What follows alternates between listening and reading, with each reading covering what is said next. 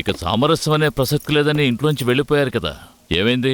మనసు మారిందా? మీతో మాట్లాడడానికి రాలేదు, ఓ విషయం చెప్పేద్దామని వచ్చాం.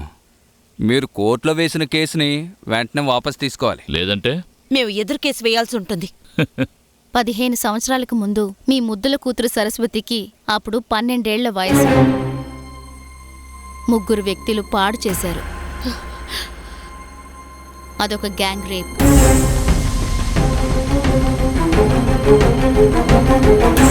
ఆ సమయంలో ఎమ్మెల్యేగా ఉన్న మీరు ఆ రోజు సీఐగా ఉండి ఈ రోజు డీవైఎస్పీ అయిన సాజన్ని లోబరుచుకుని కేసు లేకుండా చేశారు. ఆ రోజు నుంచి ఈ అమ్మాయి మీతో పాటే ఇంట్లో ఉంది. నేరాన్ని దాచిపెట్టారు, ఎవిడెన్స్ దొరకకుండా చేశారు, పోలీసుల్ని మీ గుప్పెట్లో ఉంచుకున్నారా? తనకి న్యాయం జరగకుండా చేసినందుకు ముందు మీ మీద కేసు వేయాలి. తనపై ఎవరైతే అత్యాచారం చేశారో వాళ్ళ మీద మేం కేసు వేస్తాం.